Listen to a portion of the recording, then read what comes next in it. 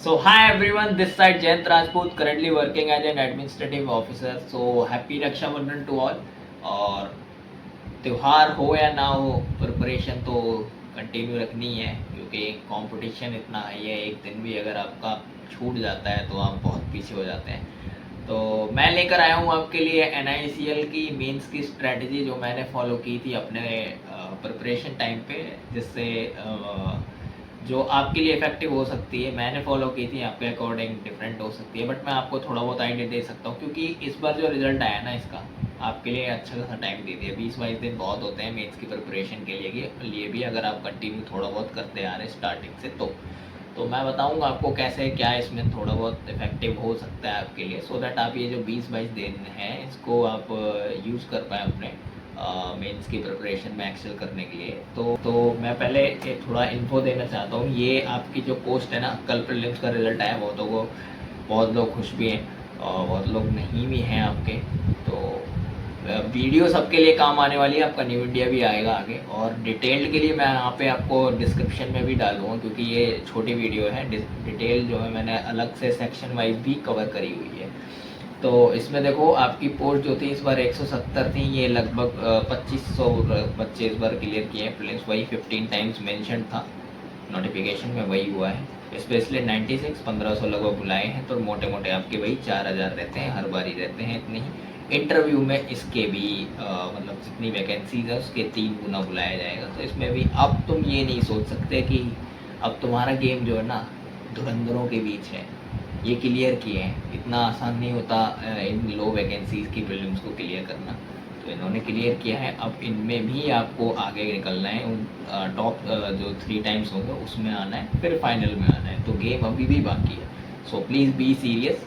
तो मैं आपको बता देता हूँ, ये मेरी स्ट्रेटेजी थी इंग्लिश की मेंस के लिए। कुछ नहीं करना है इंग्लिश में आपको, कुछ डिफरेंट तो देखो कुछ करना है नहीं इसमें। आपको क्या करना है, एक सेक्शनल मॉक दे दो इंग्लिश के, उनको फिर आपको एनालिसिस करना है। और एनालिसिस बहुत अच्छे से करो। आप रोटी खाओ या मत खाओ, इंग्लिश नहीं रूठनी चाहिए। ये आपकी वो गर्लफ्रेंड है, थोड़ा ऑफ वे में बोल रहा हूँ लेकिन ये आपकी वो गर्लफ्रेंड है, अगर रूठ गई तो भाई बहुत नुकसान होगा तुम्हारा एग्ज़ाम में, इसको ऐसे मान के चलो, ठीक है। मेरे से तो बहुत रूठी रहती थी। मेरे आप स्कोर जो मैंने डाले हुए ना यहाँ पे, आप उसमें भी देख सकते हो। मेरा काफ़ी परेशान करा है मेरे को इसने। तो इस पे आपको काम करना बहुत ज़रूरी है। तो इसके आपको एनालिसिस करनी है। मॉक दो, प्री का दे दो, मेंस का दे दो, लेकिन डेली एक ना एक मॉक आपको देना ही देना है। रीडिंग आपको अलग से करनी है, 30 मिनट की रीडिंग डेली आपने करनी है। ये आपको डिस्क्रिप्टिव में भी काम आएगी, और आपके जो वो वाला सेक्शन है, मतलब ये प्रॉपर, इसमें भी काम आने वाली है, ठीक है। आपके 120 रूल्स ये दोबारा से रिवाइज कर लो, 2 से 3 टाइम इसको कर लेना है आपको, क्योंकि जो एरर के क्वेश्चंस होते हैं ना और बाकी जो रहते हैं वो आपके इजीली इसी से ही कवर हो पाते हैं। क्लोज टेस्ट की जो अंडरस्टैंडिंग है, किस तरीके से आपको क्या फिलअप करना है, वो सारी चीज़ें आप इससे ही कवर कर पाओगे। और रीडिंग की वजह, अगर आप रीडिंग अच्छी है तो आपके 2 से 3 पैरा यहाँ पे मेंस में देखने को मिल जाते हैं। तो अगर इतने पैराग्राफ होंगे तो वही 7 से 8 क्वेश्चंस आपको देखने को मिलेंगे, तो वो आप आराम से इस पर फिर बना लोगे। इसका देखो मैं बता देता हूँ, हार्ड नहीं आता है। ऐसा नहीं है आपको IBPS PO SBI PO का लेवल पूछ रहे हैं, नहीं भाई नहीं, ऐसा नहीं है। आपका करने लायक होगा, आप अच्छा यहाँ से स्कोर इसमें कर सकते हो। मैंने अपने जो सेलेक्टेड कैंडिडेट्स हैं उनमें मैंने 40+ भी स्कोर देखा हुआ है इंग्लिश सेक्शन में। तो ये आपको बहुत बड़ी एज दिला सकती है। अगर आपके बाकी सेक्शंस कहीं थोड़ा बहुत ऊपर नीचे बैलेंस नहीं हो पा रहे हैं तो आप इसमें सेक्शन में कर सकते हैं।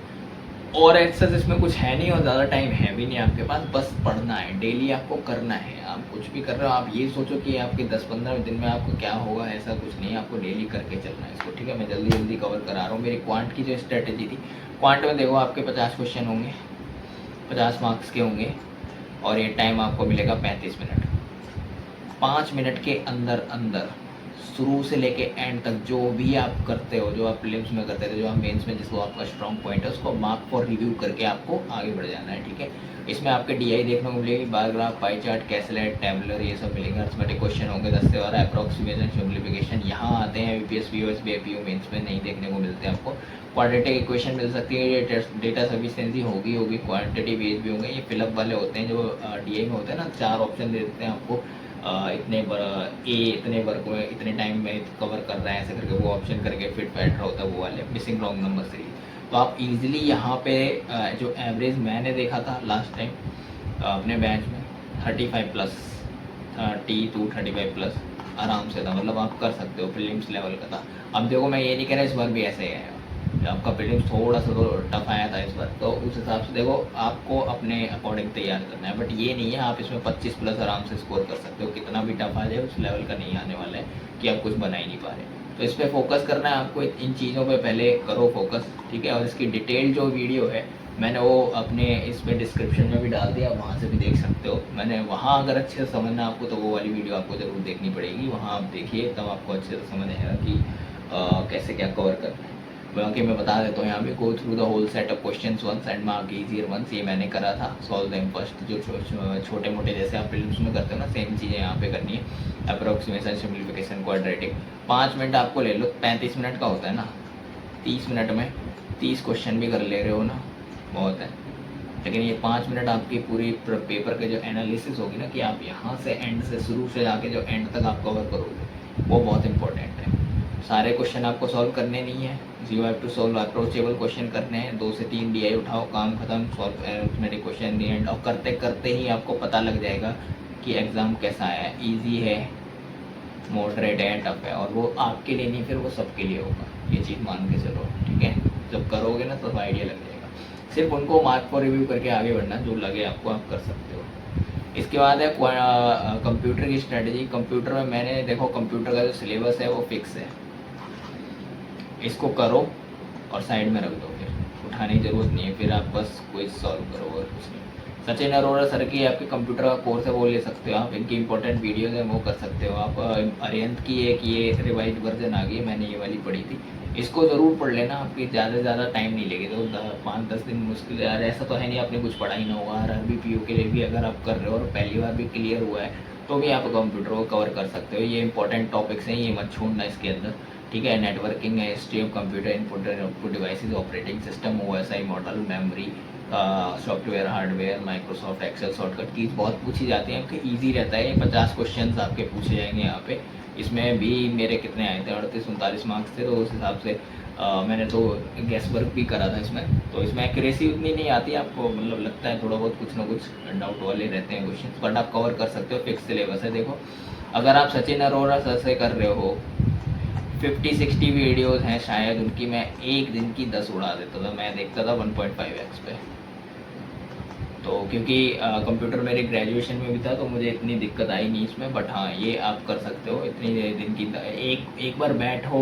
अब आपके पास टाइम नहीं है, अब आप क्या करोगे, अब आप जब खाना खा रहे होगे, जब घूम रहे होगे, तब आपके फ़ोन में वीडियोस चलती रहनी चाहिए। आप जब वेब सीरीज़ वगैरह जो देखते हो ना, वेब सीरीज़ वगैरह, उनको आप पॉज कर दो, उसकी जगह कंप्यूटर की वीडियोज़ चलाओ। मैराथन है, यूट्यूब पे हैं, बहुत से सोर्सेज हैं, कहीं से भी कुछ भी लेके बैठ जाओ, बस आपको रिवाइज करते चलना है, आपके दिमाग में सबकॉन्शियस में बैठता जाएगा, वो बहुत हेल्प करेगा आपको, ठीक है। इसके बाद आपकी है रीजनिंग सेक्शन, 30 प्लस का टारगेट लेके चलो, इतना आपके हो जाएंगे इसमें। Go through the whole questions, whole section first, take 5 minutes, वही 35 मिनट की होगी, आप 5 मिनट में इसमें मार्क को रिव्यू कर लो। आपके जो छोटे मोटे टॉपिक है ना, direction, syllogism, blood relation, coordinate, equality, इनको जरूर करना है, ये मत छोड़ना है। यही आपके मिसलेनियस रीजनिंग में क्रिटिकल रीजनिंग भी आती है ना मेंस में, तो उसमें फिर 10-12 मार्क्स का तो वही पूछ देते हैं, तो वो मैं अपने आप से मैं सजेस्ट नहीं करता कि आप उसको छुओ। उसके लिए भी मैंने यहाँ पे बताया हुआ है कि आप अगर करना चाहते हो तो ये cause and effect, reasoning and reason and assumption वाले जो क्वेश्चन होते हैं ना, कॉज एंड इफेक्ट में पता लग जाता है कि ये शायद इफेक्ट है उसका और इस वजह से ये चीज़ हुई है, तो वो इजी रहता है, वो आप अटेम्प्ट कर सकते हो। बाकी सब आपने छोड़ना है, अगर आपके एक्यूरेसी उसमें नहीं बन रही है, आपने मॉक में अटेम्प्ट करके देखा है, तो आपके स्कोर अगर नहीं आ रहे हैं तो you should definitely leave them. उसके अलावा आपके जो है वो यही बचते हैं, फिर आपके ये मीनिंगफुल वर्ड होते हैं, डेटा सफिशिएंसी, ये सब आपको लास्ट में करना है, बिल्कुल टाइम आपका बचेगा 2-3 मिनट, तब यही क्वेश्चन आप कर सकते हो वहाँ पे। 2 से 3 पजल उठाओ, ईजियर वंस उठाओ वहाँ पे, ठीक है, जो ईजी रहती है आपकी, क्योंकि यहाँ पे जो होता है ना, आपकी करने लायक वाली पजल होगी, ज़्यादा से ज़्यादा क्या होगा वो 2-3 टाइप की ऐसी पूछ देगा, जैसे 8 फ्लोर है उसमें फिर कलर दे देगा, फिर बंदे दे देगा, फिर कुछ और पकड़ा देगा। फिर इसमें 2 से 3 पॉसिबिलिटी बन रही होती है, ज़्यादा नहीं बनती और बन जाती है। ट्रिकी हो सकती है, एक आध लाइन की वजह से थोड़ा पजल ट्रिकी बना देते हैं, लेकिन आपको जो SBI PO और IPS PO को जो खतरनाक लेवल आता है, 30-30 लोग बिठा दिए, ऐसा कुछ यहाँ पे देखने को नहीं मिलेगा। अगर आपको मॉक में मिल रहा है तो आप बस अपनी प्रैक्टिस के लिए सॉल्व करो, ज़्यादा दिमाग लगाने की ज़रूरत नहीं है कि 30 मिनट दे रहे हो उसी में बैठ रहे हो, स्किप सीधा, ठीक है। यहाँ पे आपको टाइम बचाना है, तो वो चीज़ें देखो, जो नया पैटर्न कुछ दिख रहा है उस टाइप का देखो, तो वो चीज़ आप अच्छे से कर सकते हो उसमें, ठीक है। और क्या है, एक ये मेन चीज़ है इसमें, इनपुट आउटपुट, ये आपका बहुत इंपॉर्टेंट है। अगर आप इसमें से 2 से 4 मिनट दे रहे हो और आपका लॉजिक अगर क्रैक हो जा रहा है तो डेफिनेटली इसको करो। मतलब मैं कह रहा हूँ टाइम हो ना हो, इसको आपको करना ही करना है, ट्राई करो इसको, 2-4 मिनट ट्राई करो, उसके बाद स्किप कर दो, उसके बाद आपको छूने की ज़रूरत नहीं है, लेकिन उससे पहले इस पर आपको ध्यान देना है, ठीक है। ये मतलब नेवर स्किप क्वेश्चन है, अगर आप बन जा रहा है लॉजिक तो अच्छे खासे मार्क्स में आपको मिल जाएंगे। CA की मैंने डिटेल्ड वीडियो बहुत डिटेल में बनाई हुई है यार, बहुत एफर्ट मारे हैं मैंने उस वीडियो पे, आप उसको ज़रूर देख लेना, पिन कर दूँगा मैं कमेंट में भी, वो देख लेना। नहीं तो यहाँ पे मैं बता दे रहा हूँ अभी क्या करना है। स्मार्ट कीडा की PDF है, डेली तो अब रहने दो, वीकली और मंथली आप करो। गौरव गर सर की बेस्ट 300 जो है वो पढ़ लो रिवाइज के लिए, प्रैक्टिस मॉक की क्विज़ करो। कोई भी टीचर अब मैराथन डाल रहा होगा मंथली, जो डालते हैं ना सब, शीतल मैम है, कुछ सर है, ऐसे करके डालते हैं, तो वहाँ से आप कर सकते हो, इतना बहुत है। लास्ट के दिनों में आपको यही करना है, और 20-22 दिन है, तो आपकी जो अभी मान लो कोई भी मंथ आपने कवर तक नहीं करा है, तो 1 वीक एटलीस्ट 1 दिन में तो उड़ाओ। स्मार्ट कीडा के 50 पेजेस की होती है PDF, वो आप कर सकते हो, 4 घंटे में हो जाती है, तो इसको आप करो। फिर आप मंथली से रिवाइज कर लेना, इतना आपका बहुत है। 15 दिन पहले तक का छोड़ दो, 31 अगस्त है ना, 15 अगस्त तक आपने करने हैं, मतलब एकदम मतलब CA करनी है 15 अगस्त तक। और कहाँ से कवर करनी है आपकी, जून जुलाई और नहीं, मई जून जुलाई अगस्त, मई और जून से देख लो, मोर देन इनफ है। पहले से करते आ रहे हो तो आपको डेफिनेटली फ़ायदा होगा, और अगर बिल्कुल ही नहीं कर रहे हो तो यहाँ से कर लो। मैंने यही किया था, लास्ट के 3-4 महीने का बहुत अच्छे से करके गया था मैं। तो स्ट्रेटजी यही, लास्ट दिनों के लिए CA cover, CA weekly PDF smart कीडा, solve practice mock and other mock question. Mocks के जो क्वेश्चन है ना, वो मैंने बहुत डिटेल में देखे थे। आपने सही भी टिक करा है तब भी आप उसको पढ़ो, 1 टाइम रीड करो, क्योंकि क्वेश्चन में तो एक ही चीज़ पूछी है ना, किसी न्यूज़ के अकॉर्डिंग। आपको तो बाकी चीज़ें तो बहुत मिल जाएगी ना, तो वो चीज़ करो। रैंडम चैनल्स हैं वो देखो, मैंने बता दिया आपको, 4 मंथ का देखो, और बाकी तो भाई रिवीजन रिवीजन रिवीजन। अब आप इतना मेक श्योर हो जाओ कि एग्ज़ाम देने से पहले आप एटलीस्ट 3 टाइम्स रिवीजन तो कर चुके हो per month, if you want to fetch marks in this section. इसका आपका मतलब टारगेट होना चाहिए 20-25 प्लस, इतना तो आ जाना चाहिए, इतना आ जाता है, ठीक है।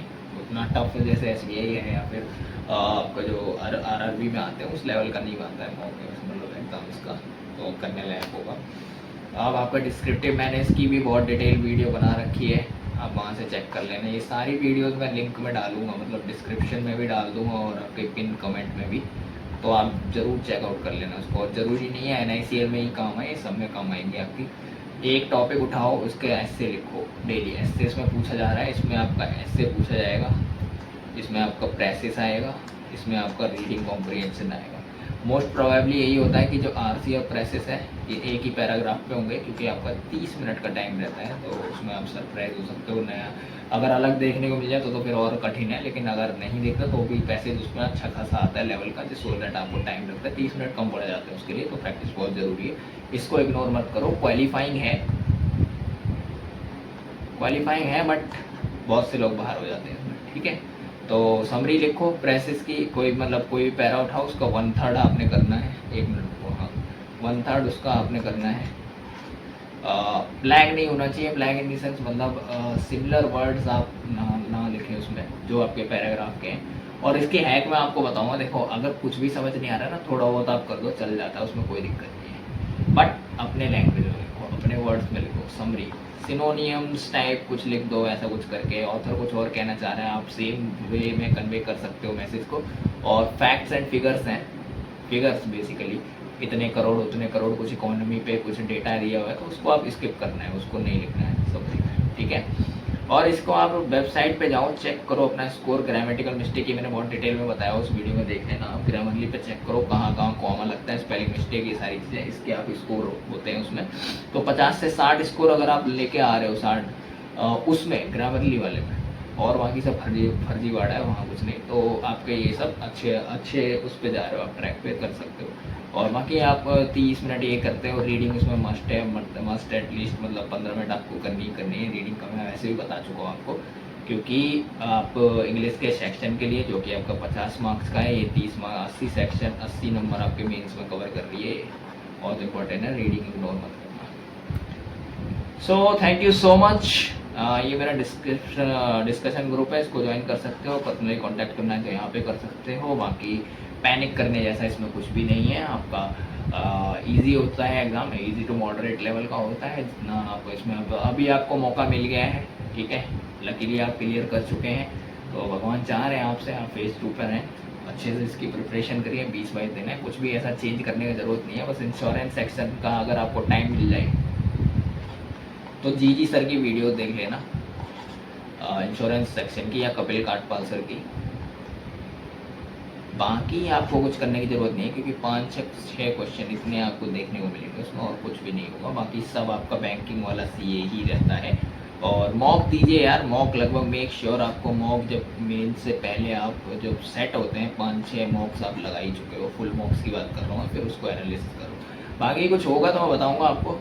अगर ये चीज़ें पढ़ाई से हटके भी बहुत चीज़ें होती हैं जो आपका दिमाग खा रही होती है, उस टाइम पे पैनिक कर रहे होते थे, उसके लिए मैं वीडियो एक सेपरेट लेके आ जाऊँगा, क्योंकि ऑलरेडी ये बहुत लंबी हो चुकी है। So thank you so much, all the best.